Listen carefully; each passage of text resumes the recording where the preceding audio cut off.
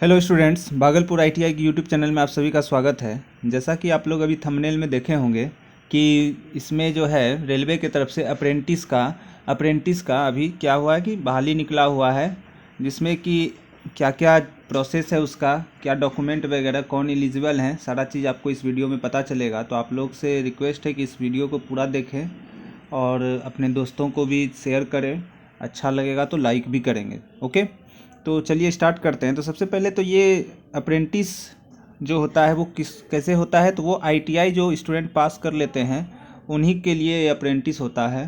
कि आईटीआई के बाद आप अप्रेंटिस कर सकते हैं रेलवे की तरफ से। तो रेलवे के अभी सेंट्रल रेलवे आरआरसी की तरफ से आईटीआई पास के लिए अप्रेंटिसशिप का फॉर्म निकला हुआ है, जो कि ऑनलाइन फिलअप होगा। अप्रेंटिस जो होता है वो एक तरह का ट्रेनिंग है, जो कि 1 साल का होगा। उस 1 साल के दौरान आपको रेलवे जो है 8 से 10 हज़ार रुपया जो भी रहता है उसका, वो आपको पर मंथ भी देगी और आपको ट्रेनिंग भी देगी। ओके, इसके अप्रेंटिस करने के बाद आपको 1 साल के बाद वो अप्रेंटिसशिप का सर्टिफिकेट, जो कि एक ट्रेनिंग सर्टिफिकेट हुआ, वो आपको मिल जाएगा। इससे आप जो है गवर्नमेंट या प्राइवेट सेक्टर के किसी भी कंपनी में जा सकते हैं। वहाँ पर आपको प्रेफरेंस मिलेगा क्योंकि आपने ट्रेनिंग किया हुआ है रेलवे की तरफ से। तो आइए देखते हैं कि इसमें क्या क्या प्रोसेस है, कितना सीट है, कब तक डेट है। ओके, तो अगर हम लोग बात करें तो ये है सेंट्रल रेलवे।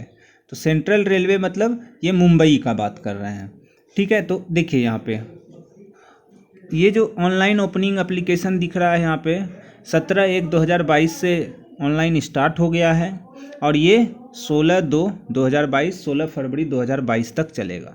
ओके, तो ऑनलाइन स्टार्ट हो गया है, 16 फरवरी 2022 तक अभी ऑनलाइन चलेगा। ओके, तो सबसे पहले इसमें है कि मेरा सिलेक्शन होगा कैसे, किस बेसिस पर होगा। तो मोड ऑफ सिलेक्शन में क्या कहा गया है, कह रहा है कि इसके लिए एक मेरिट लिस्ट बनेगी। मेरिट लिस्ट किस बेसिस पर बनेगा, तो मेरिट लिस्ट जो बनेगा आपका वो मैट्रिक और आईटीआई बेसिस पर बनेगा। मैट्रिक प्लस आईटीआई, तो मैट्रिक प्लस आईटीआई बेसिस पर बनेगा। तो मैट्रिक में कितना परसेंट चाहिए, तो मैट्रिक में बोलता है कि मिनिमम 50% चाहिए ही चाहिए। मैट्रिक में मिनिमम 50% चाहिए। ओके, तो मेरा जो परसेंटेज होगा वो कैसे जोड़ेंगे, matric plus ITI. Matric plus ITI क्या लिखा हुआ है, basis of percentage of marks in matriculation minimum 50% plus ITI marks. Okay, यानी कि मेरा मैट्रिक और आईटीआई का जो परसेंटेज होगा उसी बेसिस पर सिलेक्शन होगा।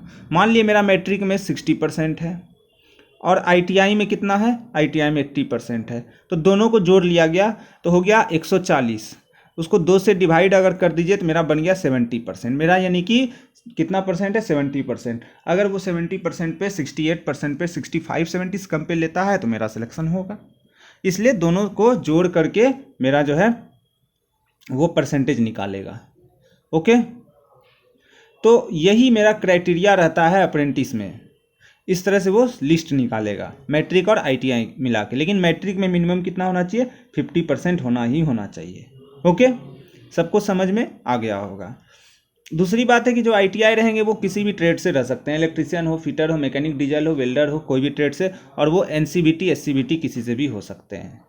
क्लियर, कहीं कोई दिक्कत नहीं है। अब चलिए देखते हैं आगे। तो ये कहाँ से निकला है, तो ये मुंबई बोर्ड है, सेंट्रल रेलवे का मुंबई बोर्ड जो है वहाँ से निकला हुआ है।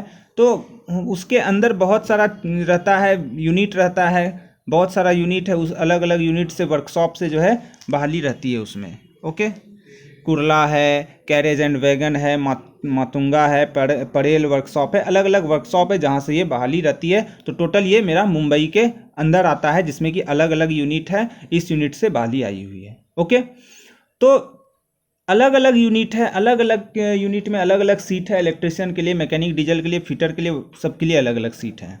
तो अगर हम बात करें कि सीट का, तो सीट अभी मैंने बताया कि सबके लिए अलग अलग है। जैसे अगर हम बात करें कैरेज एंड वैगन, इसमें अगर हम लोग बात करें तो यहाँ पर देखिए फिटर में यूआर में 92, ओबीसी में 49, इस तरह से मेरा है। तो फिटर है तो इसमें सिर्फ फिटर वाले बच्चे ही भरेंगे। वेल्डर का सीट है तो इसमें वेल्डर भरेंगे। कारपेंटर के होंगे तो कोई कारपेंटर के भरेंगे। इस तरह का रहता है। अगर मान लीजिए जैसे ये है तो कल्याण डीजल में इलेक्ट्रीशियन के लिए सीट है तो सिर्फ इलेक्ट्रीशियन लोग भरेंगे। ठीक है, समझ में आ रहा है ना बात। इस तरह से सीट का डिस्ट्रीब्यूशन किया गया है।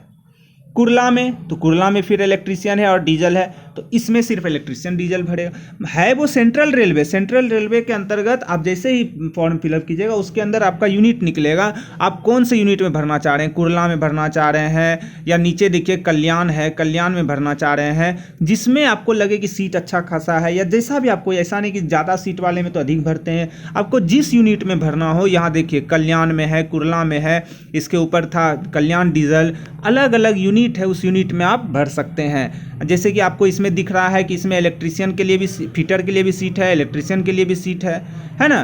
तो अलग अलग सीट है, अलग अलग सबके लिए, तो वो भर सकते हैं आप लोग। क्लियर है। तो इस तरह से आप लोग जहां पर आपको लगे कि इस यूनिट में भरना है उसमें ऑप्शन रहेगा, उस ऑप्शन को आप लोग चूज कर लेंगे। ठीक, सब ट्रेड का अलग अलग सीट है, टोटल नहीं है, सबके लिए अलग अलग सीट है। Electrician, fitter, mechanic, diesel, welder, सबके लिए अलग अलग सीट इसमें आपको मिलेगा। ओके, तो आप लोग उसमें देख लेंगे कौन सा वर्कशॉप में आपको फिल करना, ये इतना इतना सीट है। तो आपको होगा तो डिस्क्रिप्शन बॉक्स में लिंक इस PDF का दे देंगे, तो आप लोग वहाँ से भी कर सकते हैं। ऐसे जो है रेलवे रिक्रूटमेंट से सेंट्रल रेलवे के साइट पर आप जा सकते हैं, जो कि मुंबई बोर्ड है, वहाँ पर आप जा करके अप्रेंटिस का देख सकते हैं। ठीक है, इसे ये PDF मैं इसके डिस्क्रिप्शन बॉक्स में दे दूंगा, तो आप लोग यहाँ से भी देख सकते हैं। अब है यहाँ पर एज, जो कि मोस्ट इम्पॉर्टेंट चीज़ है। एज क्या होना चाहिए? एज कहा जा रहा है कि 15 से 24 साल तक के स्टूडेंट होने चाहिए, 15 से 24। ओके, अगर आप जनरल कैटेगरी के हैं तो जनरल कैटेगरी के हैं तो मिनिमम 15 और मैक्सिमम 24 साल के होने चाहिए। ठीक है, लेकिन अगर आप अदर कैटेगरी के हैं जिसमें कि रिजर्वेशन होता है, यानी कि OBC हैं, SC ST हैं, तो उसके लिए फिर अलग है। क्या है अलग? कि 15 से 24 तो है ही, और उसके अलावा अगर आप OBC कैंडिडेट हैं तो आपको 3 साल का छूट मिलेगा। किसके लिए? OBC के लिए। अगर आप SC या ST में आते हैं तो 5 साल का छूट मिलेगा, यानी कि 24, और अगर OBC में है तो 27। अगर आप क्या हैं, SC ST हैं, तो 24 और 5 29 साल तक के लिए आप फिल कर सकते हैं। अगर कोई हैंडीकैप्ड है तो हैंडीकैप्ड के लिए 10 साल का है, 24 10 34। क्लियर बात है, समझ में आ गया कि 15 से 24 साल तक के भर सकते हैं इसमें कैंडिडेट।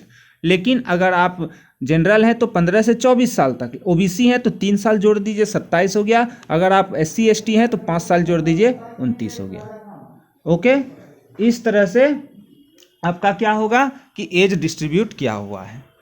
ठीक है, तो अब हम लोग देख लेते हैं कि पेमेंट कितना लगेगा। पेमेंट क्या है यहाँ पे? एप्लीकेशन फ़ी देखिए 100 रुपीज़ है। कितना है? 100 रुपीज़ आपको लगेगा। तो 100 रुपीज़ आपको लगेगा पेमेंट। ठीक है, आप ऑनलाइन पेमेंट कर सकते हैं, मात्र 100 रुपया है, 100 रुपया आपको लगेगा। आप लोग अपने से भी ऑनलाइन पेमेंट कर सकते हैं।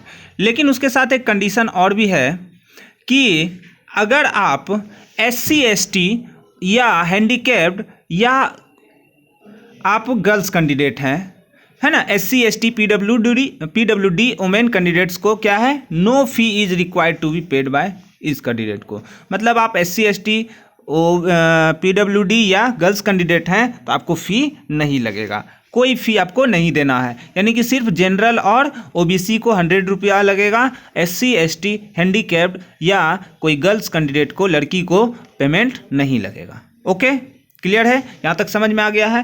तो इसका डेट आप लोग ध्यान रखिएगा कि डेट कब तक है। ऑनलाइन स्टार्ट हो गया है तो आप लोग जल्दी से जो है ऑनलाइन जल्दी से कर लें, नहीं तो फिर साइट जो है स्लो हो जाएगा तो फिर आप लोग कर नहीं पाएंगे। उसके साथ ही एक चीज़ मैं बता देता हूँ कि आपको क्या क्या इसमें लगेगा। तो याद रखिएगा, आपको एक फ़ोटो लगेगा, फिर सिग्नेचर लगेगा, साइन, आपको मोबाइल नंबर होना चाहिए, ईमेल ID होना ही चाहिए सभी के पास। साथ ही साथ आपको 10th का मार्कशीट और ITI का सर्टिफिकेट जो होता है या और मार्कशीट जो होता है वो भी रखना होगा। देखिए कि जैसा कि यहाँ पे लिखा गया है डॉक्यूमेंट्स टू बी अपलोडेड, तो SSC स्टैंडर्ड 10th क्लास का आपको मार्कशीट उसमें लगेगा, अपलोड करना होगा, ठीक है। उसके बाद एज प्रूफ में भी आप 10th का मार्कशीट दे दीजिएगा। साथ ही साथ आप अगर ITI किए हैं सेमेस्टर वाला तो चारों सेमेस्टर का मिला हुआ मार्कशीट होगा, ऑल सेमेस्टर का मार्कशीट वो दे देंगे। अगर 2 साल वाला है तो दोनों साल मिला हुआ मार्कशीट दे देंगे आप। साथ ही साथ वो क्या करेंगे, आप सर्टिफिकेट भी देंगे। आपको सर्टिफिकेट मिला होगा कॉलेज की तरफ से, वो सर्टिफिकेट यानी कि आप मैट्रिक का मार्कशीट, 10th का मार्कशीट, ITI का मार्कशीट और सर्टिफिकेट, ये तीनों चीज़ का आप स्कैन करके देंगे। लेकिन अगर वैसे कैंडिडेट जो OBC, SC या ST या हैंडीकैप्ड PWD वगैरह होंगे, वो क्या करेंगे, अपना जाति प्रमाण पत्र या क्या करेंगे, डिसेबिलिटी सर्टिफिकेट, हैंडीकैप्ड का सर्टिफिकेट वो भी लगाएंगे। जनरल कैंडिडेट और EWS वगैरह तो नहीं लगाएंगे, लेकिन जो SC, ST, OBC रहेंगे वो क्या करेंगे, वो लगाएंगे अपना सर्टिफिकेट। देखिए यहाँ पे लिखा हुआ है SC, ST और OBC के लिए कास्ट सर्टिफिकेट लगाना जरूरी है, ठीक है। और साथ ही जो विकलांग है, मतलब कि डिसेबल है, दिव्यांग जिनको कहते हैं, उनके लिए भी उनका सर्टिफिकेट लगाना मस्ट है, ठीक है। तो ये डॉक्यूमेंट आप रखेंगे तभी आप अप्लाई कर पाएंगे। तो आप लोग लास्ट डेट देख लीजिए कब है। लास्ट डेट है आपका 16/2/2022, यानी कि 16 फरवरी 2022 शाम के 5 बजे तक आप लोग भर सकते हैं। याद रखिए, नहीं तो फिर लेट होगा। जैसे जैसे नज़दीक डेट आएगा तो आप लोगों का क्या होगा, सर्वर स्लो हो जाएगा। तो आप लोग जल्दी से भरिए, अच्छा चीज़ है। साथ ही साथ आपको यहाँ पे क्या बताया गया है कि आपको 1 साल का ट्रेनिंग पीरियड के समय आपको वहाँ पर स्टाइपेंड भी मिलेगा, जो कि लगभग 8 से 10 हज़ार रुपया होता है, ठीक है। तो 16 फरवरी के आने से पहले आप लोग सभी कोई अप्रेंटिस भरिए, जिनका 10th में 50% से ऊपर है, ITI में अच्छा मार्क्स है तो सभी कोई भरिए, जिनका 15 से 24 साल तक एज है। अगर OBC हैं तो 27 साल, और अगर SC ST हैं तो 29 साल तक। ओके, तो अगर आप लोगों को ये वीडियो सही लगा है, अच्छा लगा है, तो आप लोग लाइक कीजिए और अपने दोस्तों के बीच शेयर कीजिए, ताकि वो लोग भी इसका लाभ उठा सकें। Okay, thank you.